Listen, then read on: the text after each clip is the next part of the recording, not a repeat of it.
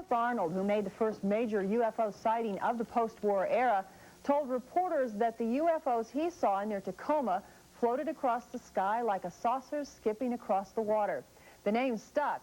There have been thousands of sightings since then, according to some. There have also been UFO crashes with the evidence supposedly hidden by the government. George Knapp checks out some of those claims tonight in part 2 of our series, UFOs, the best evidence. George? Mary Ruth and Gary, we mentioned last night that there is a large body of information about UFOs. How much of this constitutes evidence is another matter altogether. In some cases, it does appear that various government officials have withheld information about UFOs from the public. In other cases, the waters have been muddied by the UFO researchers themselves. Tonight, we examine 2 of the most controversial incidents. Billy Meyer is a one-armed Swiss farmer with a 6th grade education, an unlikely choice to pull off the world's most sophisticated UFO hoax. Since 1975, Meyer says, he's been in contact with cosmonauts from the Pleiades star cluster. Meyer isn't the first to claim extraterrestrial visitations, but he is the first to document contact in such stunning detail, with more than 800 photographs of strange aircraft. Not the fuzzy, phony UFO photos the world is accustomed to, but clear daylight pictures of multiple flying discs and identifiable reference points in the foreground and background. The Meyer photographs were the best we'd ever seen in 40 years of record keeping. In fact, the quote we kept getting is, "They're too good to be true." Lee Elder says he wanted his face hidden because of some ongoing security work. He also says he was coaxed into investigating the Meyer case by retired Air Force Colonel Wendell Stevens. Elder, Stevens, and others spent 5 years chasing after Billy Meyer's beam ships. The evidence included the photos, of course, but also film footage and sound recordings. More than 40 eyewitnesses who substantiated Meyer's claims, small pieces of strange metal, and reputed landing sites with the same swirling impressions that 10 years later would be associated with UFOs in England and other countries. Instead of turning to UFO researchers, Elders and Stevens went to independent experts for their analysis. An IBM chemist concluded the strange metal was produced in a cold fusion process, a technology that only now is in its infancy on Earth. Hollywood special effects artists said the photos and film footage would be extremely difficult to fake, and computer analysis of the photos by NASA's Jet Propulsion Lab and 2 universities found no evidence of a hoax. The bottom line, outside experts independently decided the Meyer material is legitimate. I am personally 98% convinced that Meyer did have visitations. 2% I reserve because it didn't happen to me. However, the UFO community, angry at being excluded from the investigation, declared Meyer a hoax. Unsubstantiated stories were circulated that the Meyer photos were of models suspended from a fishing pole. Number 1, what's his motive? It's not ego, it's not money. Number 2, how could he do it on the resources he had, $500 equivalent of Swiss francs per month? I don't think one man could hoax this case. I don't think a team of men could hoax it. How do you get 40 people to agree to a hoax over a period of time up to 8-10 years? The Mutual UFO Network, or MUFON, also considers the Meyer case to be a hoax, mainly because Meyer would not cooperate with MUFON's attempted investigation. UFO hoaxes do happen. People build backyard saucers or take snapshots of flying hubcaps, but fakes are rare. Even the Air Force Project Blue Book found few phonies. The number of hoaxes was fewer than 5%. The number of unknowns were more than 20%. The number of psychological aberrations, beautiful way to say crackpot cases, was 2%. The hoaxers may get more press than they deserve because there are a lot of lazy media people around. It's more than lazy media, though. The Meyer case, for instance, illustrates ufology's most glaring weakness, the suspicion and jealousy that permeate the field. It sometimes seems as if everyone wants to be the only one who knows the true UFO story. UFO believers end up using the same tactics as UFO skeptics, ostracizing those whose ideas don't conform. Ask John Lear. His contention that ETs are evil is so far askew from mainstream UFO thinking that some MUFON members resigned during a recent symposium rather than even listen to Lear. Lear was accused of spreading government disinformation, the most serious insult that can be made in UFO circles. Ironically, one man who made that charge, author Bill Moore, admitted at that same symposium that he had been duped into disseminating false data planted by the government. Would the government really go to such lengths to discredit UFO researchers? It has, and it does. Some examples. The first man to make a modern sighting, Kenneth Arnold, was investigated by the FBI, CIA, and IRS. They thought he must be some sort of commie spy to make such a report. Later on, CIA experts devised a systematic program of spying on UFO organizations. In one case, a UFO club was not only infiltrated by the CIA, but CIA agents were elected as its officers. CIA scientists, pondering how to make UFO witnesses keep quiet, talked about getting Walt Disney to produce cartoons that ridiculed UFO sightings.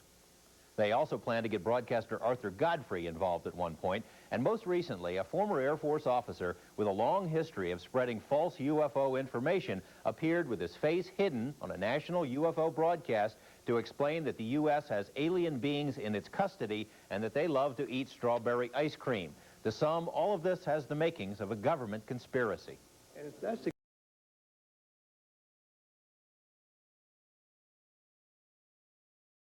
they'll go back and say, admit that we've been lying to you. 42 years is a long time for the government to keep anything a secret, let alone something as sensational as UFOs. UFO researchers couldn't agree more. They say there have been huge cracks in the cover-up, but that the public and press haven't been listening. At the center of this whole scenario is the conservative New Mexico town, Roswell, which in 1947 was home to the Roswell Army Air Base. These days, the locals use these old airstrips to race dragsters and the old hangars as an industrial park. But 42 years ago, this is where it all began, the birthplace of what some have called the Cosmic Watergate.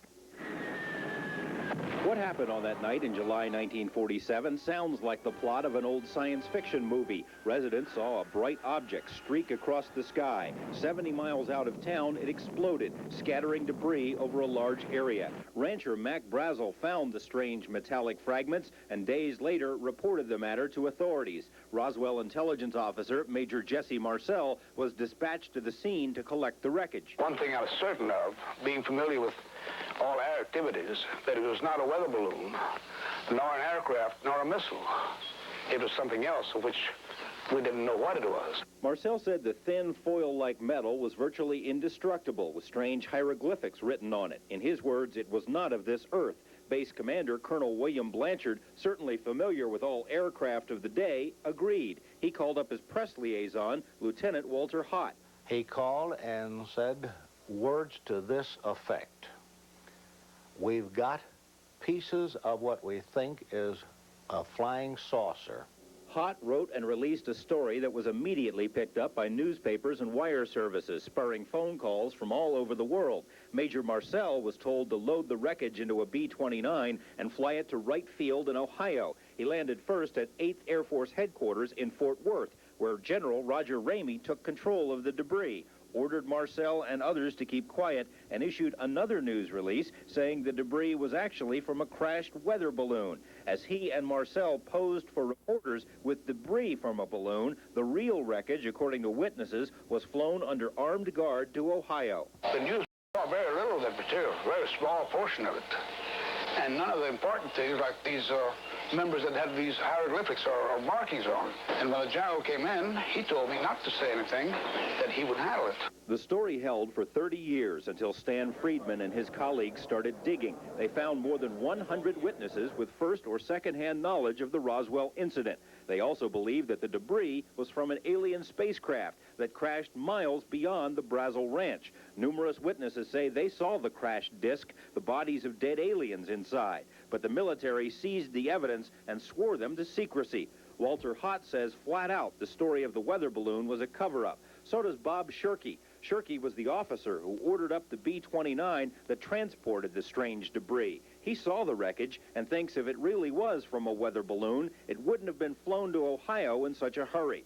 Shirkey also has knowledge of the alien bodies. The information is from a close friend who ran the town funeral parlor in the 40s. It has never been made public until now. Did you see the sketches in the paper of the humanoids or the bodies? And I said, yes. He says, well, I can tell you that's what they look like.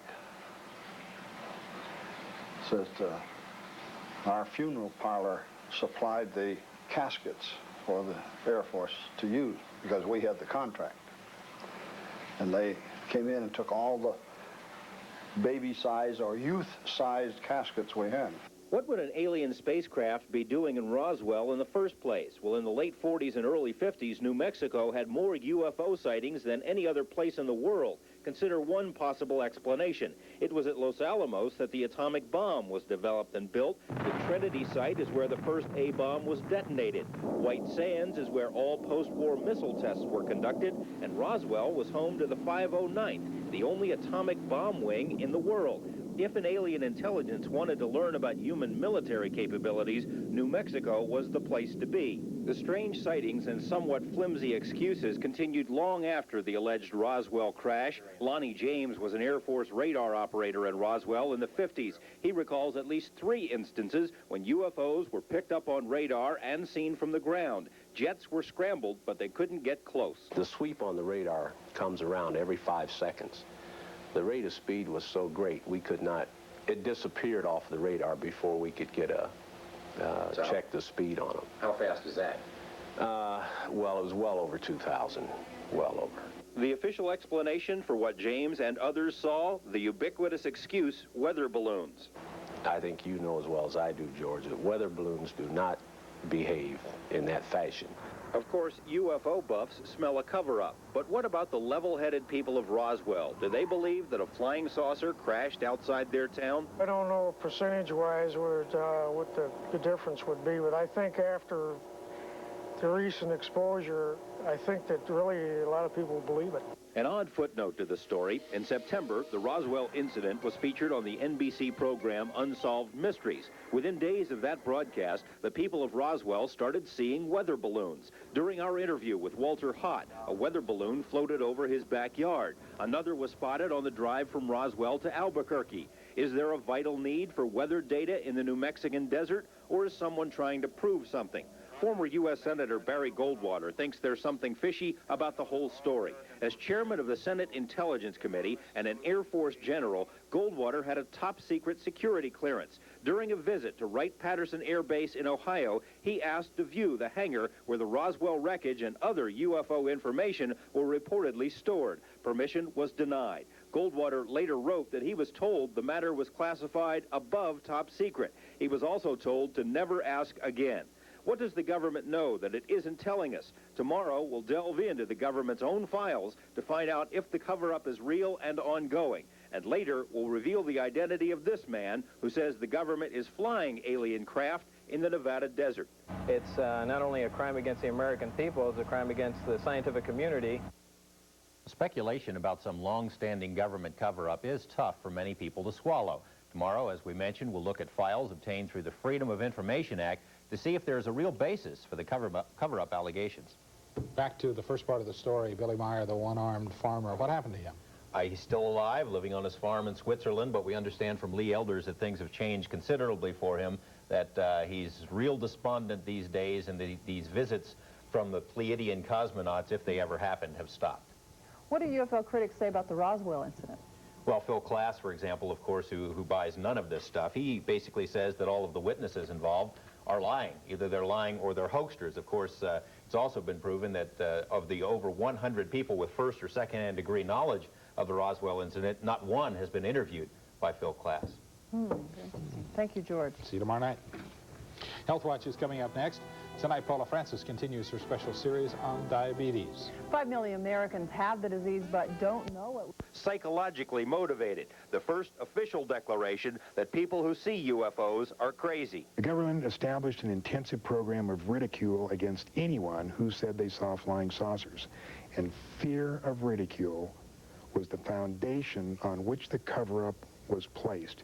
Nobody likes to be ridiculed. The sightings continued nonetheless. In 1952, there were more sightings than the 5 previous years combined, including the Washington, D.C. incidents. Yet another study was launched, Project Blue Book. Blue Book today is notorious in UFO circles as a whitewash. There is considerable evidence the project was far from objective. The man appointed to head Blue Book, Captain Edward Rappelt, says he was told in the very beginning that the powers that be are anti-flying saucer. To stay in favor, it behooves one to follow suit.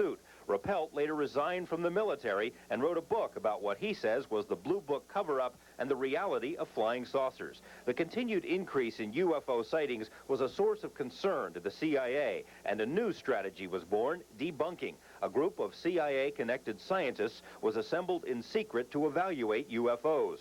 The so-called Robertson panel spent all of 12 hours in a roundtable discussion about a handful of UFO cases. The panel concluded that UFOs are not a threat to national security, but that continued reporting of UFOs is a threat. The recommendation, the government should take immediate steps to strip UFOs of their aura of mystery through a program of public education. The final report even used the term debunking.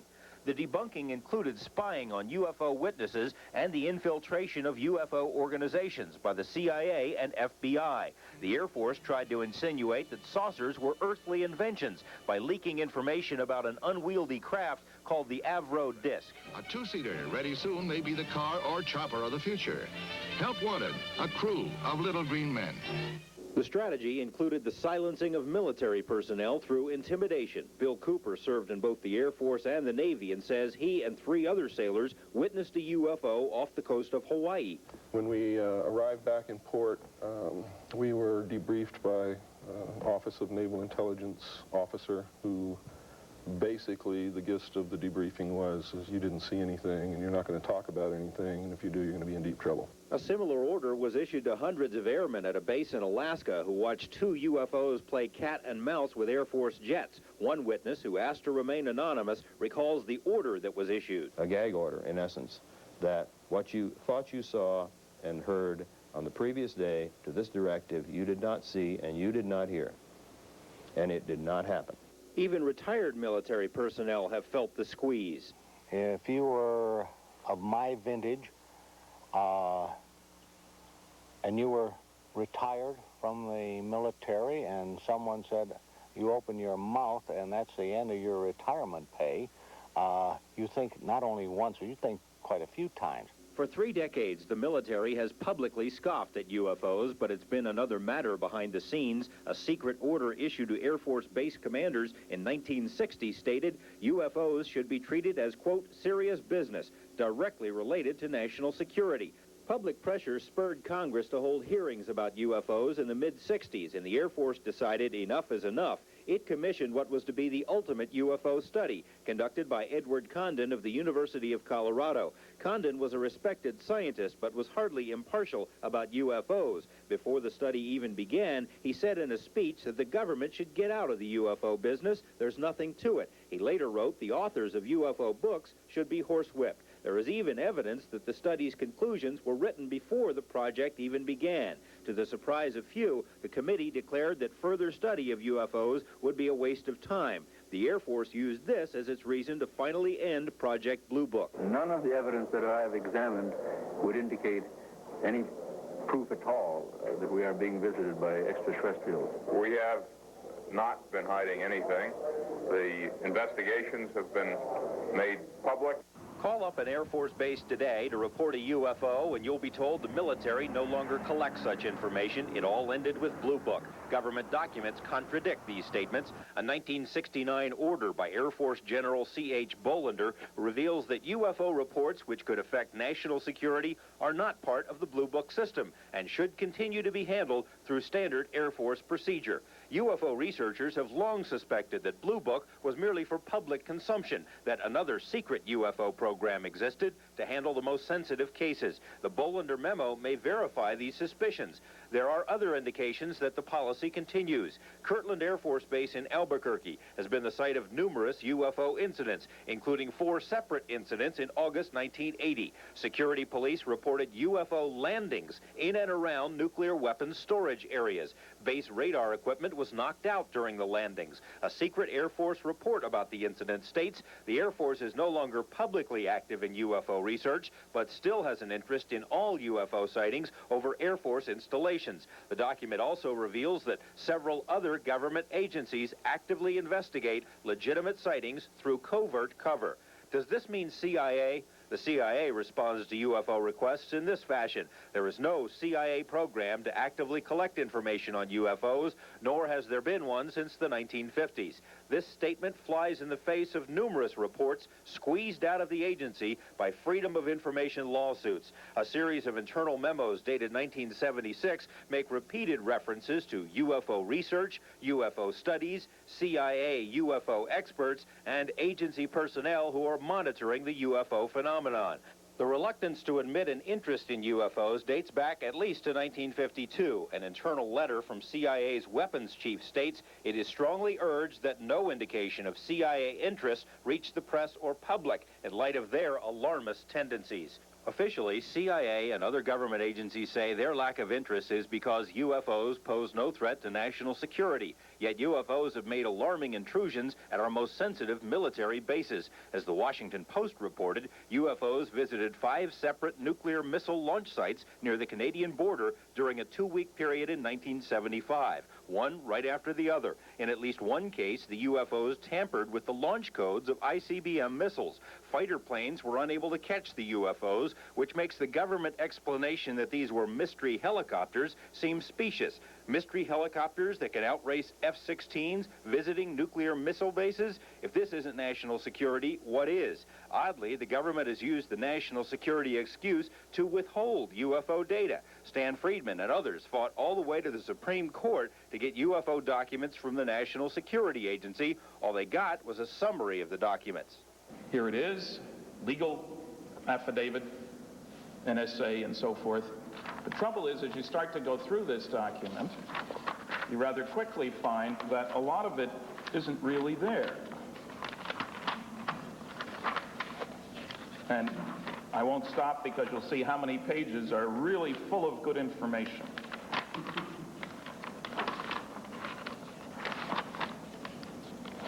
To make a long story short, approximately 75% of this document isn't there. It's the biggest secret in the history of mankind, and the government is not going to let this out. Who's not going to let it out? Is there a secret government within the government? And what, if anything, do UFOs have to do with the mutilation of cattle in Nevada and elsewhere? More on these topics tomorrow. George Knapp, Eyewitness News 8. Tomorrow night, George continues a look at the UFOs and the debate about their existence. Part 4 focuses on numerous encounters between UFOs and American astronauts. Still, space encounters, but there has been no official confirmation of such contact. Tonight, in Part 4 of UFOs, The Best Evidence, George Knapp looks at NASA policies regarding ETs. He'll also find out if there is a connection between UFOs and the mutilation of thousands of animals. We should warn you that some of the photos you're about to see are graphic. In March 1989, the crew of the Space Shuttle Discovery may have discovered something unexpected. A ham radio operator claims to have picked up the voice of Discovery pilot Colonel John Blaha speaking on a secret NASA channel. Houston, this is Discovery. We still have the alien spacecraft under observance. Is this really the voice of Blaha claiming to have an alien spacecraft under observance? Listen to the recording again, then listen to Blaha during a later transmission. Houston, this is Discovery. We still have the alien spacecraft under observance. It's a shame we can't be here all the time with a permanent manned space station. We ought to get in that direction. NASA says it is not the voice of Blaha. However, UFOs have reportedly dogged the U.S. space program since the very beginning. UFO researchers claim that NASA's own logs show that virtually all of the early Gemini and Apollo missions encountered UFOs. NASA has explained most of these sightings as space debris or solar flares, but some of its own astronauts have disagreed. UFO sightings have been reported by James Lovell, James McDivitt, Wally Schirra, Deke Slayton, Gordon Cooper, and others.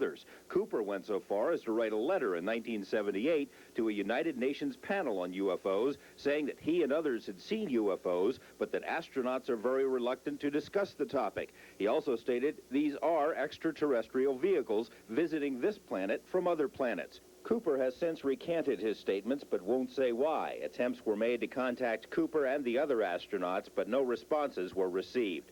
NASA's official policy states that it is not engaged in any UFO research, nor is any other government agency. Still, it's interesting to note that NASA has, since 1977, been the government's only official mouthpiece for UFO information. It's also true that NASA has extensive written policies governing encounters with extraterrestrial life forms, and agency documents contain suggested procedures that should be followed in the event that contact is made with an ET civilization. UFO researchers believe these policies were created because the government knows a lot more about alien life forms than it's telling us. If there is a cover-up, who is calling the shots? Many people believe that there's a secret government within the government, something called MJ-12 or Magic 12 or Majestic. This document is easily the most controversial in UFO circles. It is supposedly a briefing document prepared in 1952 for President-elect Dwight Eisenhower, explaining that a secret group of scientists and military men had been created by President Truman to study the UFO situation and to keep a lid on it. The chief scientist in MJ-12 was said to have been presidential science advisor Dr. Vannevar Bush. If it's a legitimate document, it establishes, 1, that a flying saucer crashed, 2, that the wreckage was recovered, 1947, 3, that the government has successfully kept that secret since that time, 4, that a very high-level group, including, as it happens, the first 4 directors of Central Intelligence, first Secretary of Defense, etc.,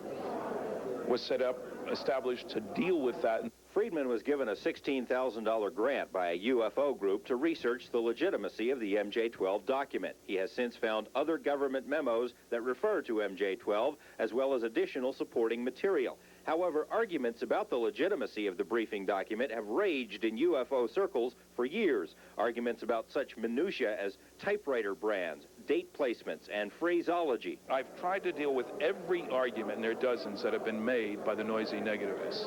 All kinds of format and style, and they wouldn't have done this, that, or the other thing. I've found that none of those arguments stand up. However, Philip KLAS and others have cast so many aspersions on the MJ-12 document that even die-hard UFO buffs now doubt its legitimacy. But they don't automatically reject everything in it. Whoever forged it, if it's a forgery, may have included enough real information to confuse things, and perhaps to lead researchers on a wild alien chase.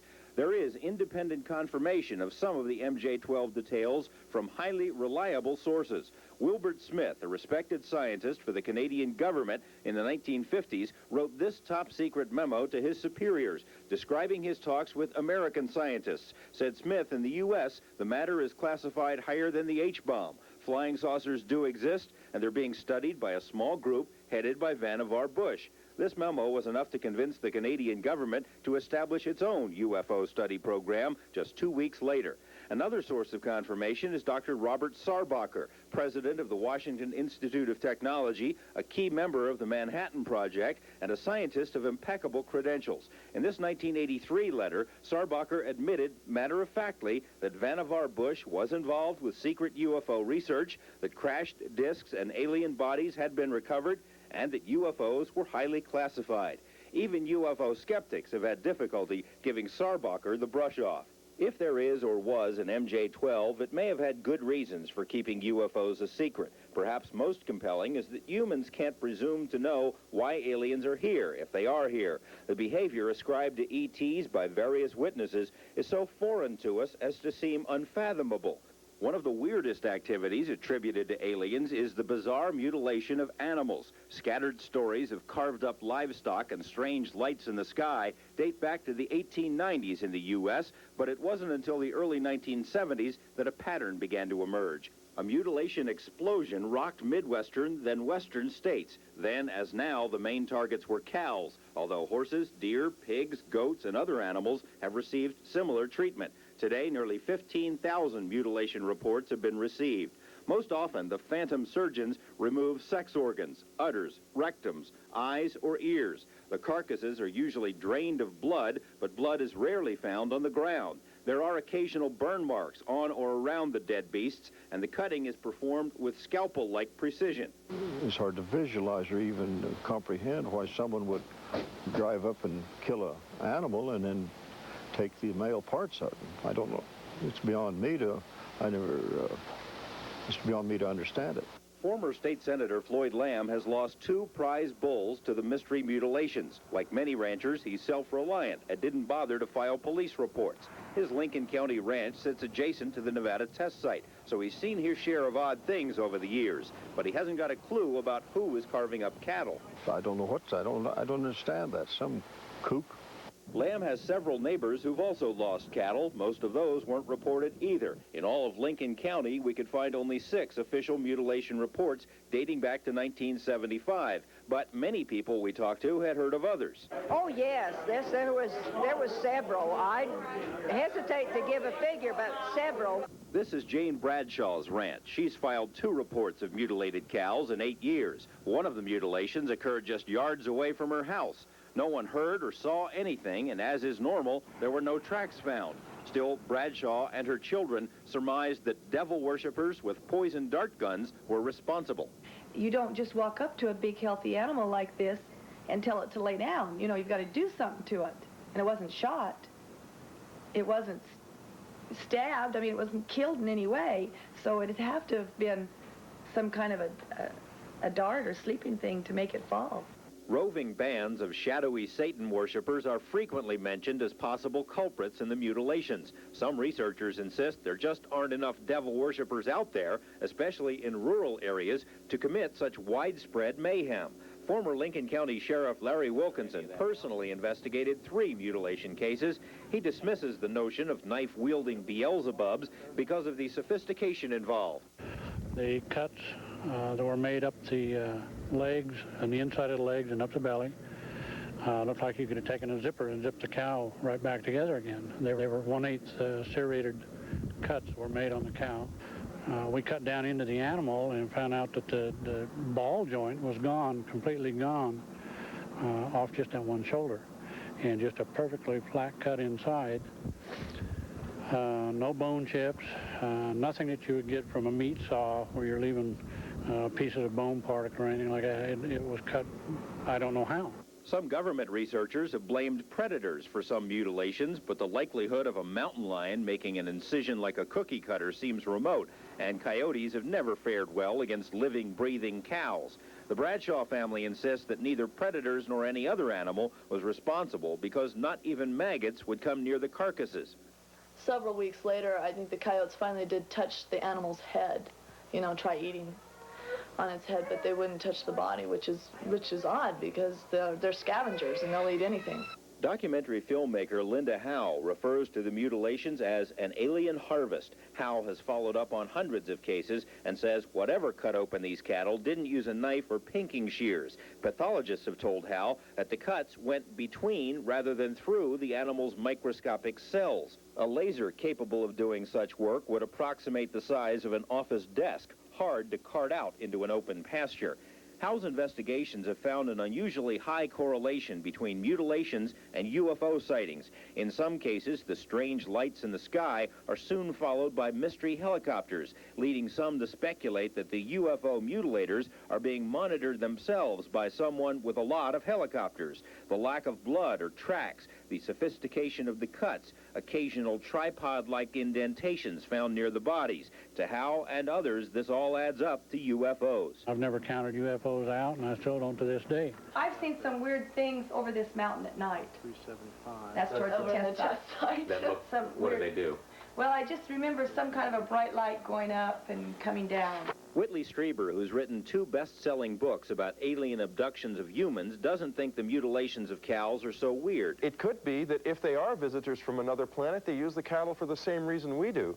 And it's true that the things that are done to the cattle are quite horrible, but if you think the visitors are the only ones doing horrible things to the cattle, I recommend that you visit a slaughterhouse. But is it food or some other use the UFOs have for cows? Scientists have only recently discovered a remarkable similarity between the chromosomes of cattle and of people. The possibility of some genetic experiment associated with this strange harvest is enough to make one shudder.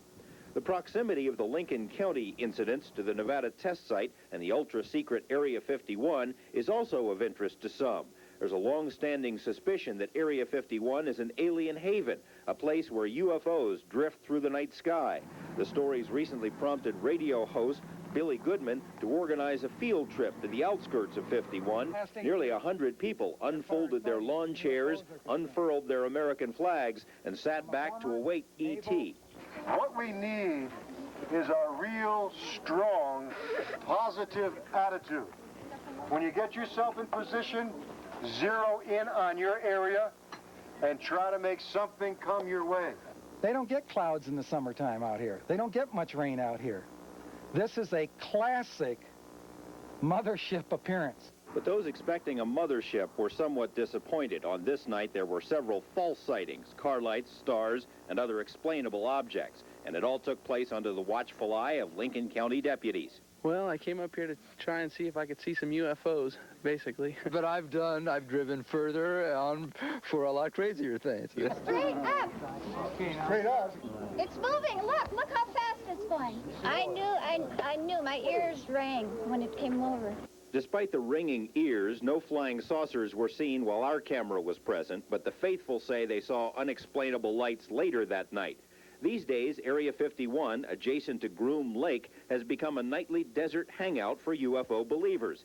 Is it a modern folk legend, or is something really going on here? Tomorrow, a scientist who says he worked on flying saucers. George Knapp, Eyewitness News 8. I guess we'll get more on that tomorrow. That our government has lied about UFO information, that it's withheld UFO files, and even spied on UFO witnesses. We've also heard from scientists who say life elsewhere in the universe is virtually a certainty. And we heard that a majority of Americans believe that UFOs are real and come from space. Tonight, in part 5 of his report, George Knapp introduces us to a local man with an amazing and disturbing story. George. Gary and Mary Ruth, we've been working on this story for a long time, and we'll tell you right up front that it's going to be hard to swallow at first. This week, we've heard the contention of UFO researchers that there's a secret government within our government. While that may be hard to believe coming from the UFO perspective, we've certainly learned in Watergate and the Iran-Contra scandal that factions within our government can and do pursue their own hidden agendas outside of the law, outside the control of Congress, or the knowledge of the American people. This is exactly the type of operation we'll hear about tonight. It's a chilling scenario with worldwide implications that may have its roots right here. Area 51, that mysterious corner of the Nevada test site, is no longer much of a secret. The fact that secretive things go on here is a given, even to the Soviets, who make daily spy flights over the facility to take a peek at what's going on. These photos, never before shown in public, are about as close as anyone will ever come to seeing what the place looks like again. The dry bed of Groom Lake, corrugated metal buildings, a 3-mile-long runway, and some highly sophisticated radar and detection equipment. It's been known by many names over the years: Dreamland, the Ranch, the Skunk Works. If ever there was a place to test a secret new technology, this is it. And that's exactly what's been done here for decades. Area 51 is where Francis Gary Powers and the other U-2 pilots were trained in the 50s, and where the U-2 itself was developed. The SR-71 spy planes that spotted Soviet missiles in Cuba in the early 60s were also developed at 51. 51 is where stealth technology was nurtured, where Star Wars devices are still tested, and where all manner of CIA monkey business has been plotted and refined. It's the perfect place for secret things, but of course, that's no secret.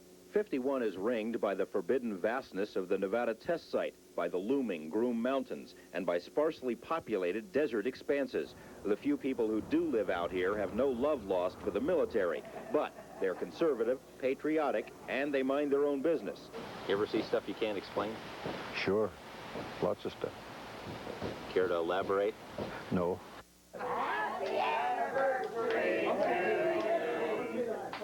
On any given night at the Rachel Bar and Grill, you might find 3 or 4 people who work at Area 51, there amid the flowing Budweisers and cowboy hats. You might find them, but they aren't going to talk to you, not about the things they've seen over the mountains. A steady trickle of curiosity seekers flows through here, strangers drawn by strange stories of lights in the night sky. Their questions also go unanswered.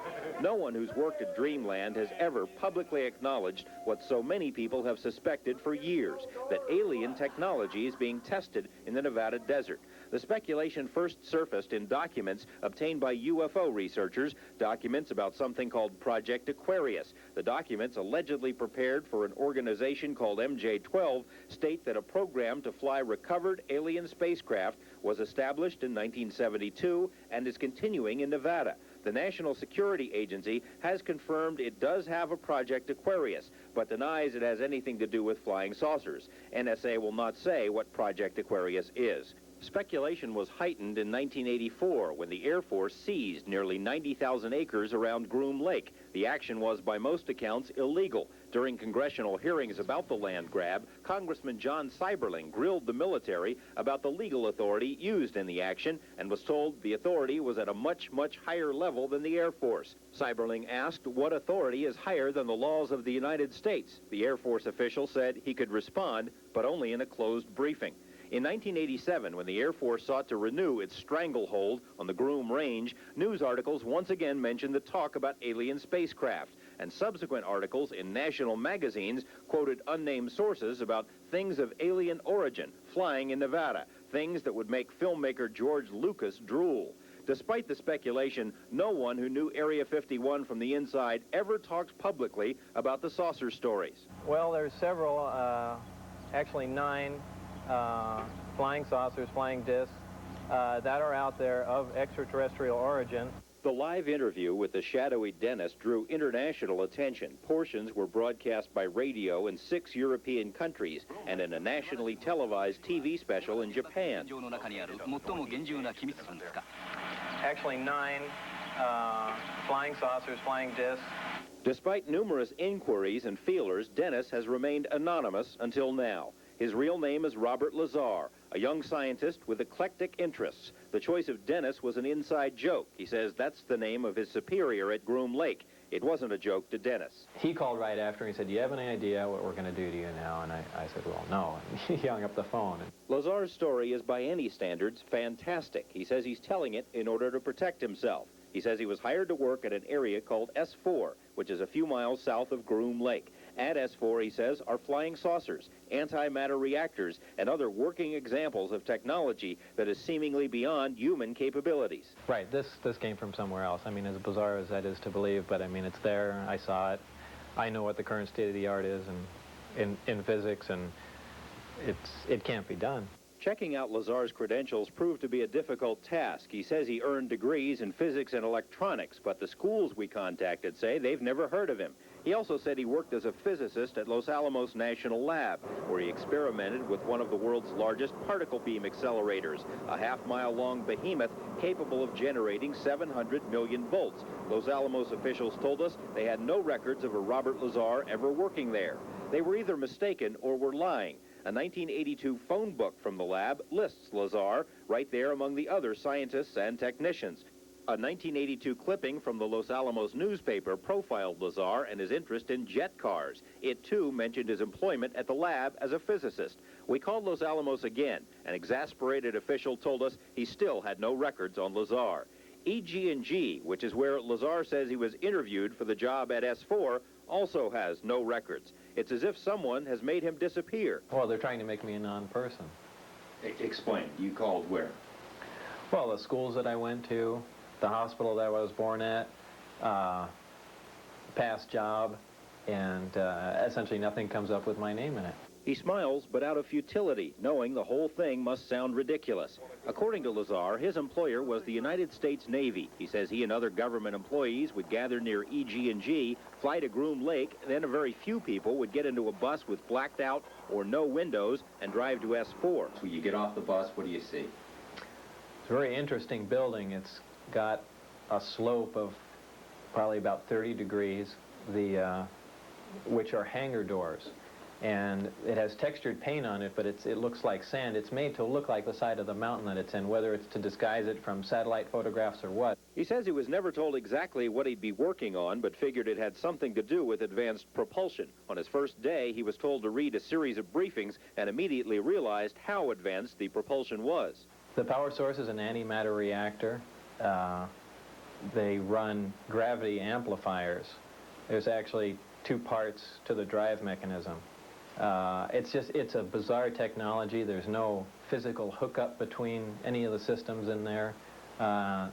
They use gravity as a wave, using waveguides, almost like microwaves. It took a while, Lazar says, before he actually saw one of the flying discs. However, there were hints everywhere. Right, they had a poster, and it looked like a commercial poster almost, like it was lithographed and you could buy it at a Kmart or something. But they were all over the place, and it had the disc that I coined the term the sport model, was lifted off the ground about 3 feet at area S4 on the dry lake there, and the caption on the bottom said, "They're here." And those are just all over the place.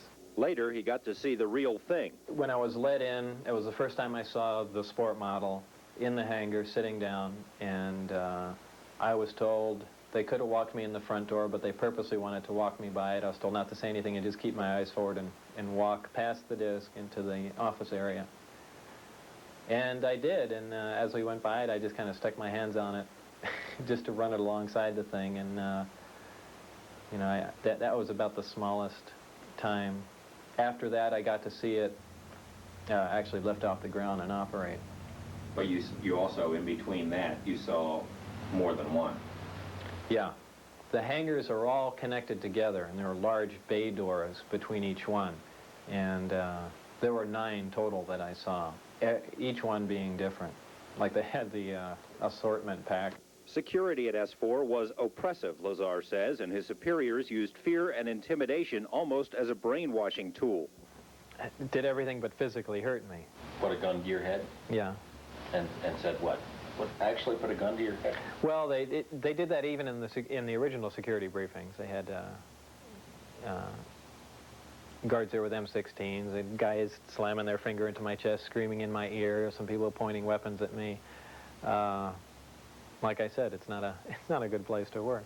That fear factor would surface later. Lazar agreed to undergo a polygraph exam as part of this report. Polygrapher Ron Slay asked about the technology Lazar had seen.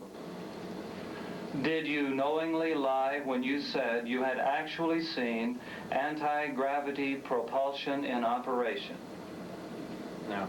The results of this exam were inconclusive. Lazar appeared to be truthful on one test, deceitful on a second. Slay recommended that a second examiner be brought in. Polygrapher Terry Tavernetti runs a corporate security operation and is a former Los Angeles police officer. He put Lazar through 4 tests and concluded there was no attempt to deceive. And I left there thinking that I feel we do have some credibility to what the subject had to say. And that's when I went to some of my colleagues. Tavernetti sent the test results to a 3rd polygrapher who agreed the results appeared truthful. The charts were then sent to a 4th examiner who did not agree, suggesting Lazar might be relating information he'd learned from someone else. The polygraphers conferred and decided they would not issue a final statement on truthfulness until more specific testing can be conducted, and that's where it stands. Tavernetti believes that difficulty in determining Lazar's truthfulness stems from the fear that was drilled into him. I think we're talking about a subject here that is so far-reaching, and it is so emotional. And when you're dealing with emotions, this is polygraph, because in polygraph, you're looking at fear. The fear of getting caught telling a lie because something bad will happen to you if you do. Well, I am telling the truth. I've tried to prove that. What's going on up there could be the most important event in history. You're talking about contact, physical contact and proof from another system, another planet, another intelligence. That's got to be the biggest event in history, period. And it's real. And it's real, and it's there. And I had an extremely small part in it, but I'm convinced that what I saw is absolute proof of that. There is no way we could have created those systems. There's no way we could have made the disc, the power supplies, anything to go with them. Lazar says he has no intention of going on any UFO lecture circuit. He's not looking to do any additional interviews. In fact, he wasn't too crazy about doing this one. He did it after certain unfavorable things started happening in his life, and he did it because he feels that whoever is running the show up at S4 is perpetrating a fraud on the American people and on the scientific community. We intend to have much more about this story, about the operation up there, on Monday and beyond. This is by no means the end of this series of reports. In fact, on Monday, including in our story there, support testimony from other people who say they have knowledge of the flying discs at the test site, and information from people who know Lazar very well and insist his story is true. If indeed they have these flying saucers, George, it seems like it would be really hard to keep it so secret. Well, yeah, it would seem that way, except for as Lazar asked his superiors up there, they say it's the easiest secret in the world to keep. It's leaked out many times before and nobody believes it. What's the Navy saying about all of this? Well, of course, the Navy is supposed to have been his employer, and we have put some fairly pointed questions to them. Of course, number one, it may not be the Navy at all. Information is so compartmentalized up there, no one is exactly sure who is in charge. We have put the questions to several Navy departments. The answers thus far have been unsatisfactory. We've applied for more information through the Freedom of Information Act, and that information will be revealed on Monday as well. You believe his story, don't you? Yeah, I do. Yeah, I've got to know him pretty well over the last couple of months, and I believe he's telling the truth. Fascinating stuff. Thanks, Thanks, George. George. They were not built on Earth. George Knapp has more in the continuation of our series on UFOs. Yeah, well, it's obvious it came from somewhere else other than Earth.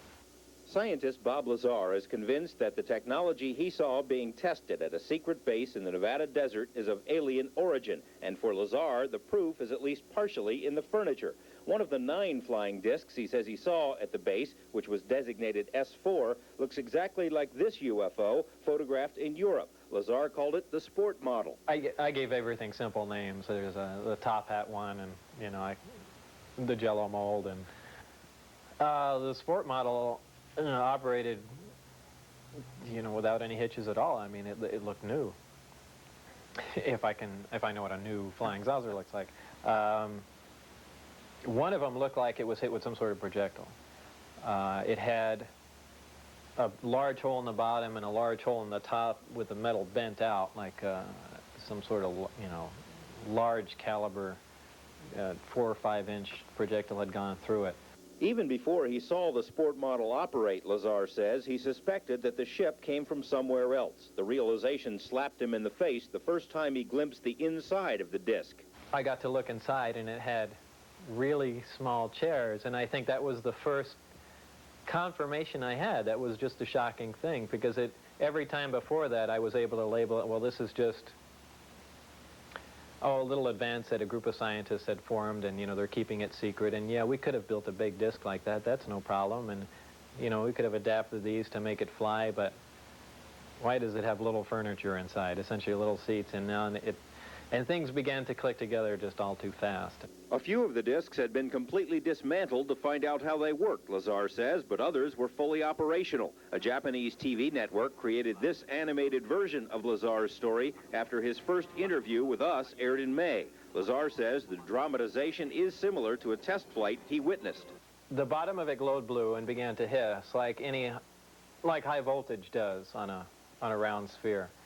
It's my impression that the reason that they're round and have no sharp edges is to contain the high voltage. Like if you've seen in high voltage systems, the insulators, things are round, or else you get a corona discharge. In either case, it began to hiss as in high voltage, and it lifted off the ground quietly, except with that little hiss in the background, and then that stopped as soon as it reached about 20, 30 feet. Lazar says the test of the sport model was a short one, that it made only a few moves before setting back down. He didn't see who was actually flying the craft, but was very impressed nonetheless. Well, there's no action-reaction system to it. There's no, like in a jet engine, exhaust gas being thrown out, no propeller, no noise. It's just,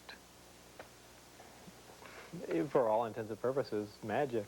To Lazar's knowledge, the flying discs are not being used for, say, any flights to Jupiter. He says excessive caution and intense secrecy contributed to the plodding pace of the program and were a main source of his disenchantment. It's just unfair, outright, not to put it in the hands of the overall scientific community. There are people that are much more capable of dealing with this information, and by this time would have gotten a lot further along than this select small group of people working out in the middle of the desert. They don't even have the facilities, really, to completely analyze what they're dealing with. Well, he was being quiet, and if he kept me abreast of anything, he kept me abreast of the security checks. They'd randomly drop by his house. They threatened his wife. They threatened his wife's life. They had done all that, so we really didn't converse. I mean, he really was adhering to the program. Gene Huff is a Las Vegas real estate appraiser, a regular guy who just happens to have a friend in the flying saucer business. He learned about Lazar's S4 experiences only after a long period. Lazar is anxious for people to know that he didn't just run right out and spill the secrets of the universe, and that some things are properly kept confidential. I did not believe that this should be a security matter. Some of it, sure. But just the concept that there's definite proof, and we even have articles from another world, another system. You just can't not tell everyone. A lot of people don't believe that, but I do. When he reached what felt like his bursting point, he took Huff and a few others to the edge of the Groom Mountains to see the flights for themselves. A total of 5 witnesses on 2 consecutive weeks managed to dodge security patrols long enough to see the strange glowing object lift above the mountains. It came up above the same mountain. It moved around. It did a step move. It actually went up in the air like this and hovered, then dropped way down. Then it just floated around and cruised around, and then it started coming up the mountain range. This home videotape was recorded during one of the trips to the Groom Mountains. No, what? Did you see that move it did? No, I didn't. It went like this. It went, whoom, whoom. Wow, look how bright it's getting. Look at it now. Getting bright. Not bright enough for me to get the son of a bitch. Here, hold on, right here.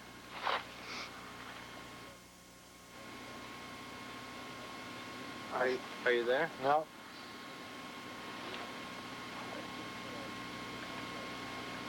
It is bright right now. Admittedly, the tape proves very little by itself because with the distance and darkness, there are no reference points other than the alleged flying disc. But Lazar's information about the time and location of the test flights proved correct, not once, but twice. That, according to our off-camera interviews with each of the other witnesses. Gene Huff describes his second sighting. Through the telescope, we had seen it was an elliptically shaped light. You know, that's about, because you can only get so close, even with a telescope, to a secure facility. Anyway, it came by up by us very rapidly.